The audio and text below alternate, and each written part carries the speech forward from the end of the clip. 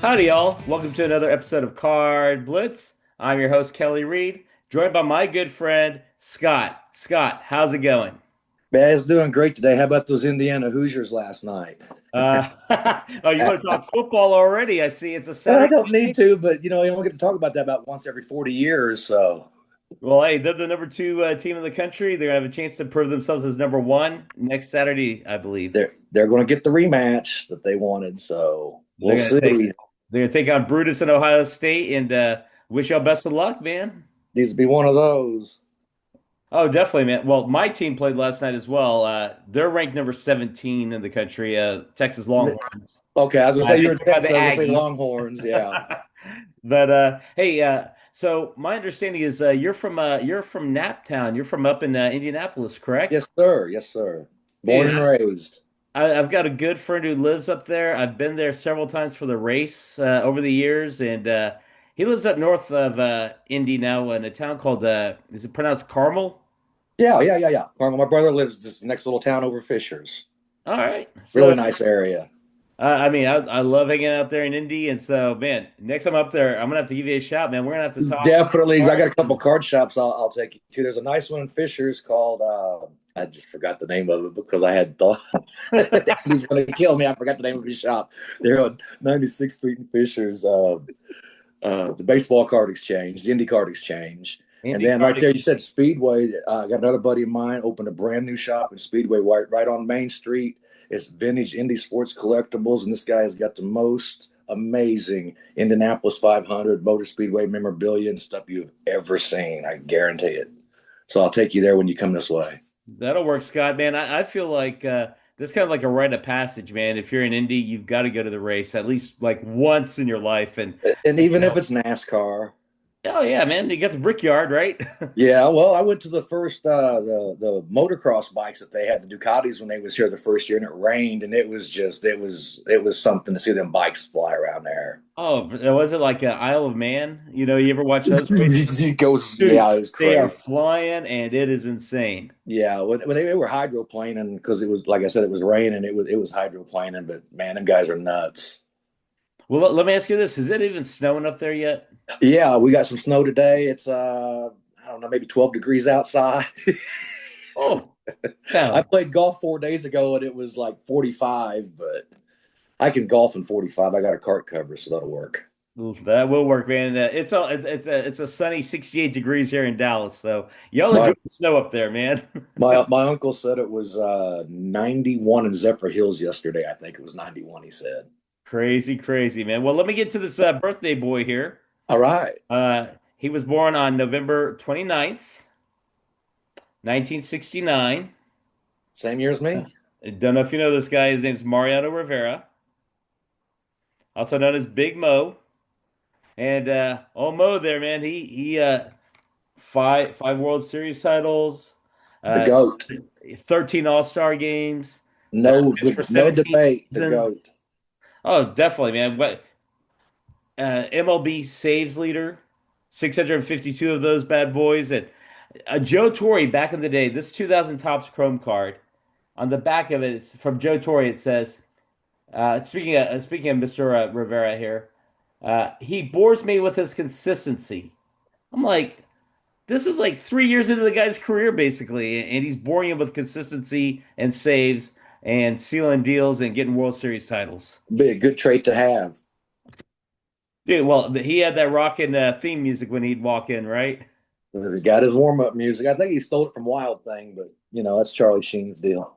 Playing a little Sandman there, huh? Yeah, little entrance music.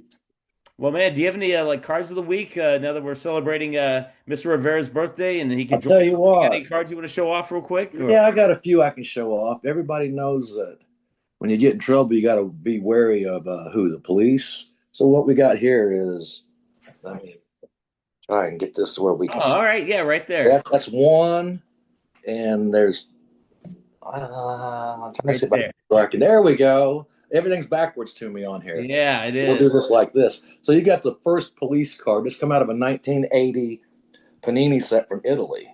And of course, Sting's face is cut right in the middle of it. But these completed maybe $75 to $125 range to the right collector. Hmm. But when it comes to rookie cards, people say, "Oh, sports cards, they got the rookie card, the XRC rookie, the minor league rookies, and all that." Music cards is pretty much the same way. They've been around since the early '50s. The main one's been out since the '50s. Let me see if I can find me. Do I have a '57 here to show you? I think I brought one out here. They look just like the '57 tops and the '57 baseball. And guess what? I would say it, and as soon as I said I didn't bring one out here. Really? No Johnny Rivers. Oh well. Well, Anyway, sometimes that happens, right? yeah, I didn't know how much time I would have. I kind of had a good idea. I just want to show off some really neat stuff. People are familiar with the 1964 Beatles cards, obviously. That's some of the ones you see all the time as far as music cards. There was four different series made: Beatles Diaries, black and white Beatles. And this is a nice little card here of Ringo, Oh, right there. Perfect. PSA 7. This is out of the 1964 Beatles Diary set. It's a Holy PSA 7. I think it's like a pop 12, maybe 23 or 24 more higher when I looked at it today, just kind of checking it out. Scott, Um, that is amazingly cool, man. So back in the 60s, Beatlemania is going on. How'd they release those cards? Were they like they would those like regular those rack actually came in packs? regular packs, and you can still find the packs in the cello packs and the hanger packs still on eBay occasionally from time to time. I had a guy offer me about four of them a couple years ago, like maybe $600 for a rack pack with three streamer packs on there. I think it was like 24 cards. Pretty cool stuff. Speaking of cool, everybody, you got a black shirt on, so you probably like the Man in Black. There's a John Cash? 1972 Johnny Cash. If you guys can see the label on there, Look at that. that is a top 1972 dude. Monty Gum.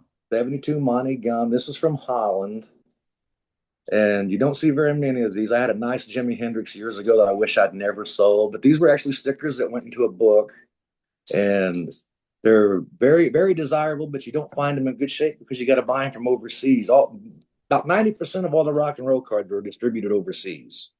They didn't make them in the US. For instance, in '77 in Australia, they released a bunch of cards that were called punk cards, and it had AC/DC on a punk rock set, believe it or not. And this is what the '77 punk cards look like. This is the New York Dolls. If you guys are familiar with the New Yeah. York Dolls at all, this gentleman right here in the middle, that is the one and only Buster Poindexter. Everything's been hot, hot, hot. He was a goofball in the early '80s, wore the suspenders and the Orville Redenbacher tie and all that. But you probably remember that, Buster Yeah, but Poindexter. the New York Dolls, though, I mean, they were like premier, like in the punk scene. Was it in the late 60s, early 70s, if I remember Mid correctly. '70s, they were very influential. The Sex Yeah. Pistols, Yeah, these they were guys. predecessors to them. Definitely. Yeah, yeah, they're predecessors before the Sex Pistols, actually, Yeah. by a couple years. Oh, Scott, I was going to mention to you, you said black shirt. Yeah. Actually, it's something how I found you via this show here.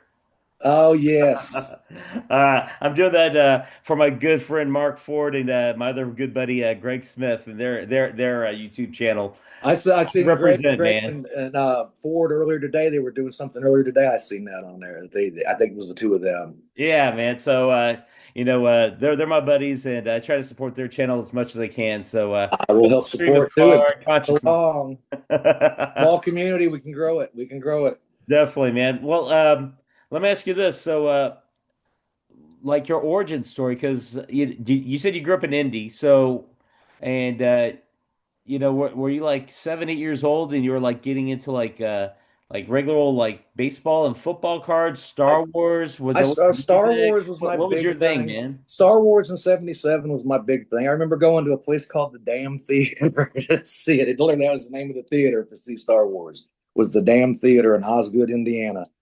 But I can remember going to the drive-in in '78, and I was a Reds fan, obviously, because big Red machine at that time. I'm 7, 8 years old. My baby brother was in the car, and he got the Pete Rose. And I remember my mom sliding it back underneath the side of the seat to me in the Gran Torino so I could have the Pete Rose car. But in '81, my dad and my grandfather they had coins and a stamp shop in Indianapolis, one of the first coin and stamp shops. And in 1981, they came out with those little baseball stickers, if you remember those. And my dad, for whatever reason, he just got obsessed with them, the little bitty freaking stickers. They were about The trying to, minis. Yeah, little minis. Yeah. yeah, quarter a pack, and they had little foils in them so you could fill them to see if there was a foil in there, which was the good cards. And seeing that I mentioned that, I wish I would have in there beside my bed. I've got an old 12 pocket holder with a bunch of those 1981 stickers with the prices on them from our first show that we did in 1982. So my father and I, we did our first show in 82, started collecting mid 81 baseball season, carried Hmm. over into the football stickers. And then 82, we started doing shows. And about 84, we started promoting shows. And we promoted shows in the Indianapolis area for 15, 20 years, give or take. I still actively do a few shows in the area. But we started basically with vintage sports cards when nobody else was really into vintage because nobody really knew what vintage was back then. They just considered it old stuff. Everybody was wanting Jose Canseco's Cal Ripken update, which, speaking of cards, the 82 traded Cal Ripken. Correct me if I'm wrong. Is that not the most beautiful card ever made? It's up there for a lot of it, folks, and it's way up there. 65 Ernie Banks is another nice one, too. But yeah, I've always been partial to that 82 Cal Ripken. Such a beautiful card.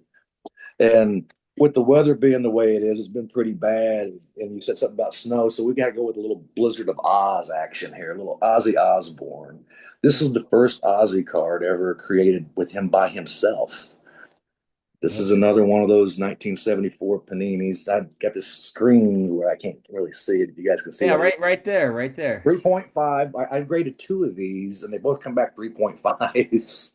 There's maybe four or five graded a little bit higher. Raw ones are readily available on eBay. They go for anywhere between 50 to maybe $150, depending on how nice they are. But they're hard. These big cards are really hard to find in good shape. They're super tough. And when we want to start Wait, talking, so Ozzy's with Black Sabbath back then in the yes, early sir. 70s. They didn't have their split yet. And so you said there's a company that made that. Which company made That's that card? Panini, the same Panini that's around today. Panini started in The one out of Italy. Italy. Yeah, they're made in Italy. They're Italy cards. I've actually got a bunch of wrappers and an empty box of those 74s around here somewhere with a bunch of empty packs where I'd opened a And bunch. were those sold like in wax packs? Yeah, they came in regular wax packs. Matter of fact, All over Europe, I'm assuming. How did they end up in the United States? when soldiers went overseas, a lot of soldiers brought stuff back. I'm going to run right across this hallway. I'm going to grab one of those packs just so I can show you what one looks Okay. like. Well, y'all, welcome to Card Blitz, where Scott's going to introduce me to the greatness of Panini stickers from the 70s. And we're getting all into like this whole music scene. And I am in shock because he's got some old school Panini stickers here. And Here's what a pack ah, of wrapper looks like. Here's the wrapper from 74. wow. All right. Really cool cards. I mean, it had everybody. The Bee Gees was in there, Ozzy and Black Sabbath, Queen was in there, David Bowie, of course. Great David Bowie was in there. Several others. One of my favorites, he was in there. This here is a 1980 ice cream lid of Elton John. Man. Top jelly and butter bread card. You do not see these very often. I've got a couple of them, and I was very fortunate to grab them years ago, and they came from Europe also. But these were made in New Zealand. So these were made in New Zealand was the only place you could get these bad boys. They only made six of them in the set. It had Elton John was in there, the Bee Gees, um, Dire Straits. It's the first Dire Straits card that I'm aware of, or if you want to call it a rookie, the first one. Yeah. And we're going to talk about rookies. Everybody loves Elvis. So it's not an Elvis rookie. But some of you guys may have been familiar with these Vlindner cards that come from Holland. There's these little yellow cards. They made them all the way back in the mid 50s, all the way up into the early 70s. And let me spit that one out. They had pictures of movie stars, concert theme stuff, athletes, several good ones in it. Just icons like pop culture or just All influential iconic folks. pop. Elvis was in there. James Dean's in there. Genghis Khan, maybe I think Genghis Khan. Genghis Khan. Winston Worldwide Churchill. influencer, Genghis Khan. Sonny and Cher's first card is in that set for Sonny and Cher. That's their first rookie card. And when we get into rookies, I showed you that Elvis. You see, it's a single card, but these didn't come this way. They came in a very special packaging like this right here. That does look like a matchbox because this is a 1965 to 1968 Diana Ross and the Supremes rookie. The first ever Diana Ross and the Supremes. Only known copy that is still intact.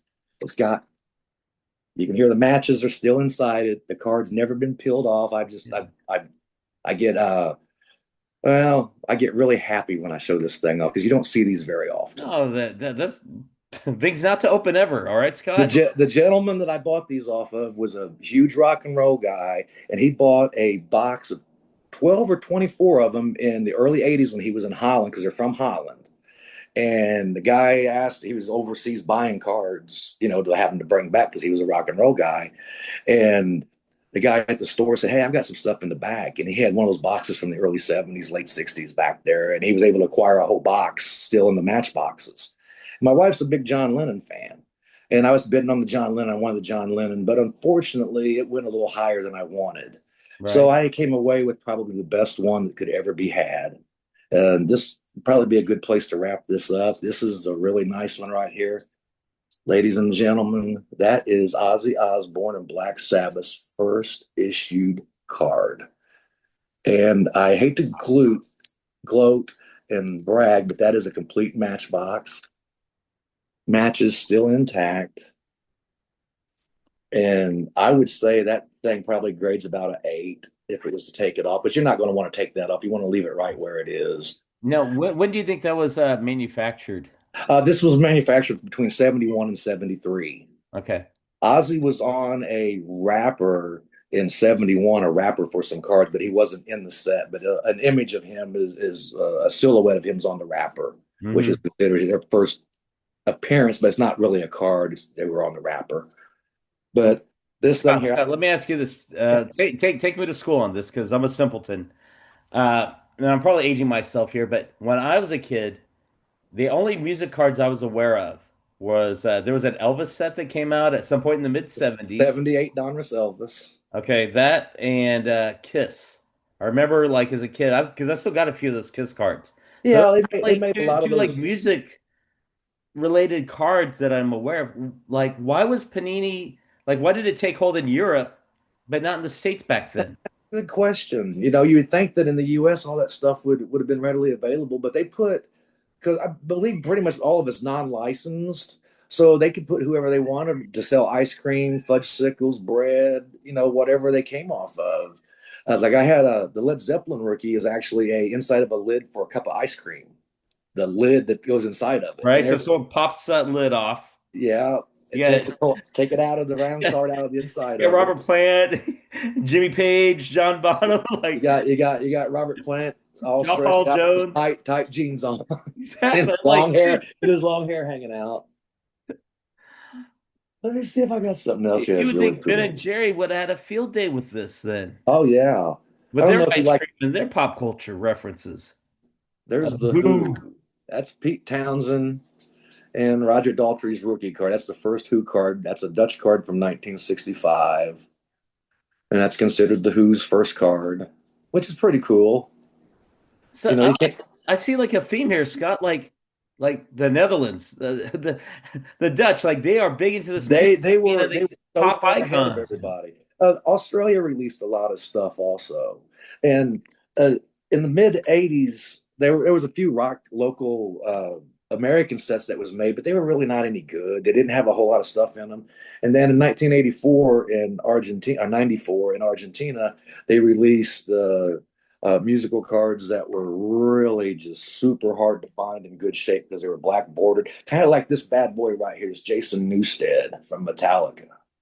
Huh. It's like a 71 tops. I mean, they're black bordered. They're so hard to find. This is one out of my PC I want to send in to have graded. But the backs of them, they were so hard. There were 5 cards to a pack, and the card in the middle was always the best card because they were so thin, and the packs were just real thin. They were just garbage packs, like all sticker packs. Very similar to the 81s, but the 87s bring a pretty good value if the cards are in really good shape and if you grade them. I don't know if you like Motorhead or not. Some people are metalheads. There's a With Lemmy Lemmy? Kilmister. Can't beat Lemmy. Dude, that is greatness, man. And it's even got his name Ian on there. Ian Lemmy Kilmister. I mean, that is just, Ah, if you're a rock and roll guy, you got to love some definitely. Lemmy Kilmister. Let's see something else. You got to be a Kiss guy too. So that you're familiar with these guys here. Is it Definitely. upside down? No. Okay, so this is one of the Salamasters from '78, but this is Kiss with the dolls. If you remember the Kiss movie, The Phantom in the Park, and they had the little dolls that they did up and down. This has got Yeah. the dolls actually on there with them whole Wow. dolls that look just like them. It Yeah. Wow. is Look a at the marionettes. PSA Wow. 8 right there. That's a bad boy right there. Man, PSA 8. that is beautiful. Wow. And, and everybody loves music. They love Pokemon right now, but I'm not even touching the Pokemon. So a nice little story, and then I'll turn it back over to you on those 80, 94, and 97 Argentina cards from Argentina. They're very hard to find, like the Lemmy Kilmister. So in the 97 set, it came out with the first card of this gentleman right here, a solo card of Eddie Vedder from Pearl Jam, highly sought after.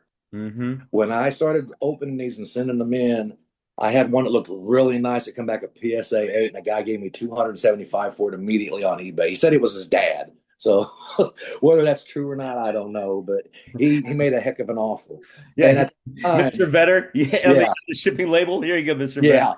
yeah. On that card, that was the only 8 out of that entire set that had ever been graded. Like And a there's a top one. sticker, top one 8, the only 8, no nines, no tens, no other 8s, no other cards graded in 8. And then I got really froggy because I'm a Pantera guy. A lot of people like Pantera. This is Yeah. one everybody always wants to see. This comes from my buddy Nate's PC. Yeah, I sold him Dimebag, this a yeah. couple of years ago. That's Dimebag Darrell's rookie card. He was shot on stage, of course, and killed in Ohio. Hmm. And that is a PSA 8. The story that I was saying about the Eddie Vedder being an 8, being the first 8, well, I had one of these that come back a 9, and it's the only 9 ever graded out of this set. And it's sitting in a gentleman's private collection in Muncie, and he gave He a paid nice arm and leg for it. But, you can't have the Dimebag Darrell and not have his deceased brother, Vinnie Paul, beside him also. yeah, recently. Yeah, Yeah, recently, killer band. Can't find a Rex graded yet, but here is a Phil Anselmo, the singer from Pantera, and that's a 6. This is a pop 1. No others graded.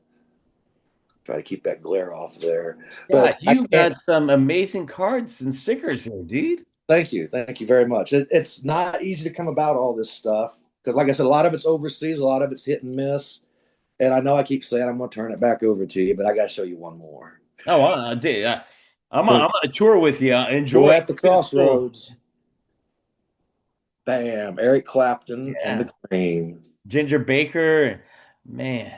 Yeah, that is Clapton's second card. There's 2 of them released in that set. That's the black box version.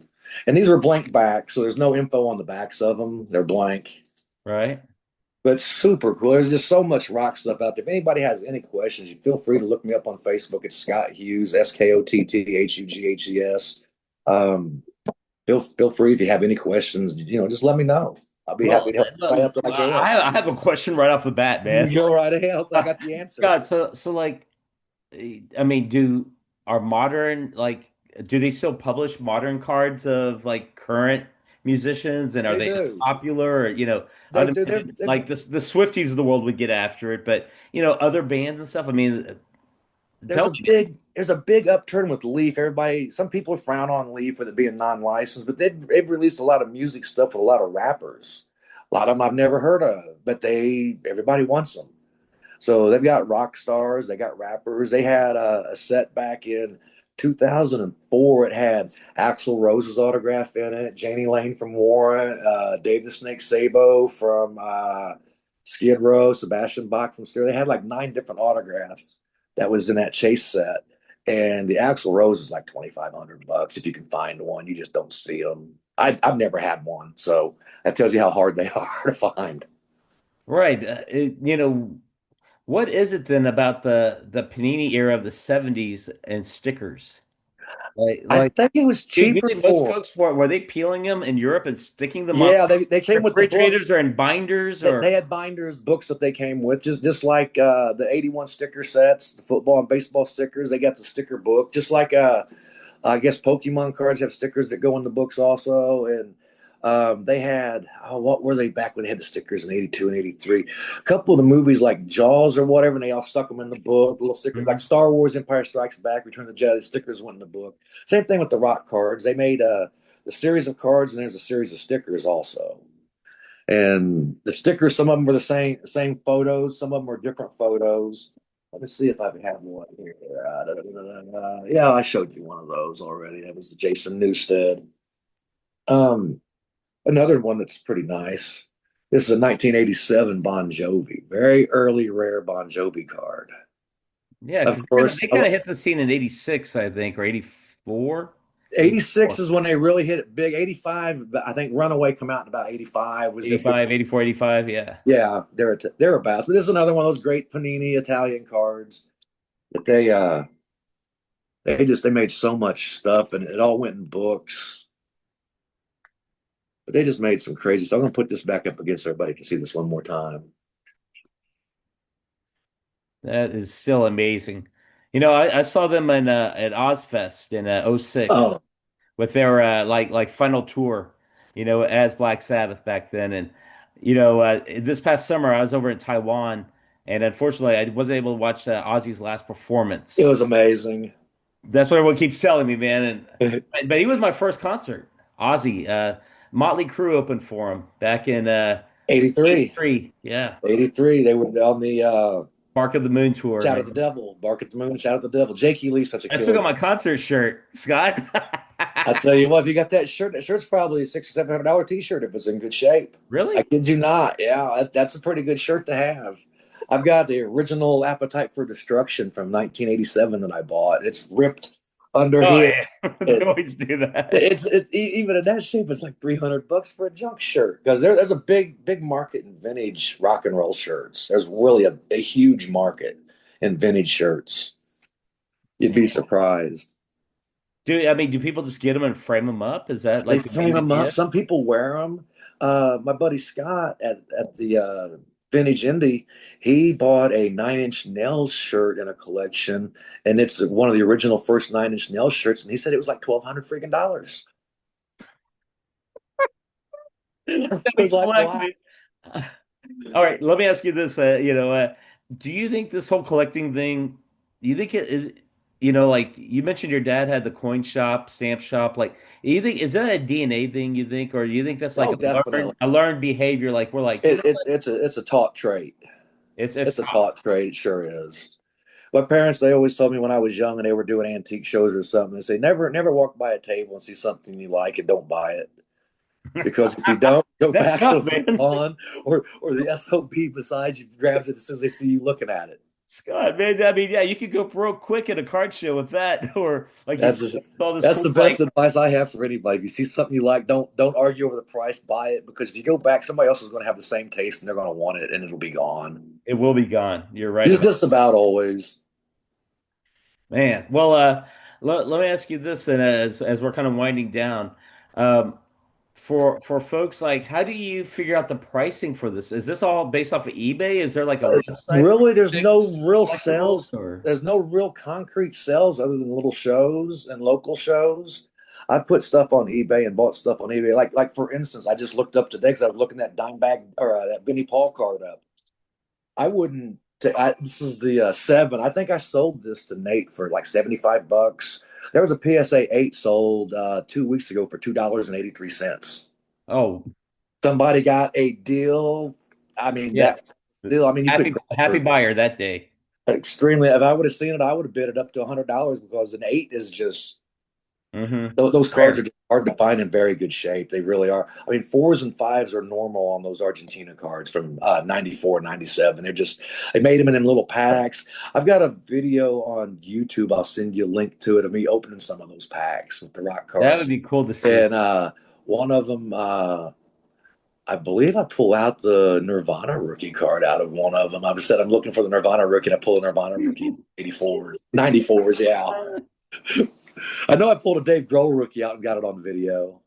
That is sweet, man. Yeah, definitely send me those links. Oh, definitely.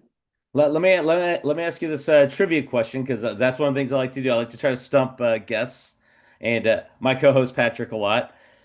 So stumping Scott, all right, Okay. Stump See if we Scott can do it. edition, and it's going to be music card slash sticker related. Okay. So this might be really easy for you. I'm going to put on the old T-ball If stance. it's not, I'll say it was. All right, man. Panini stickers, rock. stickers, Panini Rock stickers. I'm going to give you four choices. Okay. Okay. Which year was the first year that Panini Rock stickers appeared in Europe? Was it A, 1973, Nope. B, 1974, Nope. C, 1975, D, 1976? Actually, they started in about 1971 was the first Panini stickers, I believe. I know the 72s are stickers. Here's a 72 traffic that goes in the book. That's Steve Winwood and traffic from 70. Yeah. I mean, it's card material, but they were made to be stuck in the book, so it's basically a sticker card also. All right. Looking to see if it had. I thought they used to have the little thing on the back where you peeled them. So I'll go with what you gave me. I'll go with the 73, the earliest year you gave, because Well, apparently, you're smarter than the internet because the answer I found was Rock Music Pop Stars was the name of the release of that product. Rock Music Pop Stars. And according to the internet, and the internet can never be trusted, but they said 1975. But you're pulling out 1972 and 73. I'm going to defer to you as the expert. well, this one here is the Ozzy Black Sabbath from 74, and it's got the nice little Now, peel here on the that's a back right sticker? there. Yeah. Jumbo stickers. I mean, huge. The Led Zeppelin sticker out of this is just insane looking. It's got an overhead shot of him on stage with Robert Plant doing, his whole hair back. Brian May over in the corner jamming. For their Stairway to Heaven release, remember that movie? Oh yeah, song remains the same. That's it. Song remains the same. Exactly, man. With Jimmy Page and was it the double neck guitar and Yeah, his Les Paul double Jimmy? neck. Speaking of Jimmy, there's another Jimmy. Yeah. And you know who Jimi Hendrix said the greatest guitar player was he ever saw play? Um, all ears. Billy Gibbons from ZZ Top. He taught Jimi Hendrix how to play slide guitar. Wow. Sure did. Well, That ZZ Top kind of got their start in like 68, 67, I think. ZZ Top like 71 or 72, give or take. I Well, they think did. about 71, 72. Because I've got a poster of them from 69 at a festival that occurred right after Woodstock in Dallas. Like, it was like 3 months later. It was who going to was be a this of? Dallas version of Woodstock. Who was this of? What was of? ZZ Top was in there. Oh, cool. And Led Cool. Zeppelin was the headliner. I picked up a like a Vanity Fair, one of the rock magazines, like Hit Parader from Europe from '68, and it's got Zeppelin on the cover. I should have brought that. Should have brought that. Maybe next time. I'll bring Fifth some. grader. You're talking my middle school years, man. Scott, we're definitely gonna talk more of that the next time we reconnect. Oh, definitely, definitely. I'm down whenever you're ready. Man, this has been a blast, and our time's running out. But Scott, certainly wanted to say thank you for stopping by on a Saturday night, talking all sorts of music greatness, showing off some amazing stickers, paraphernalia cards. Really appreciate it. Hey, thank you for inviting me. I really enjoyed. I had a great time, Kelly. Well, Scott, we'll do it again soon, man. Most definitely. Rock on. Rock on.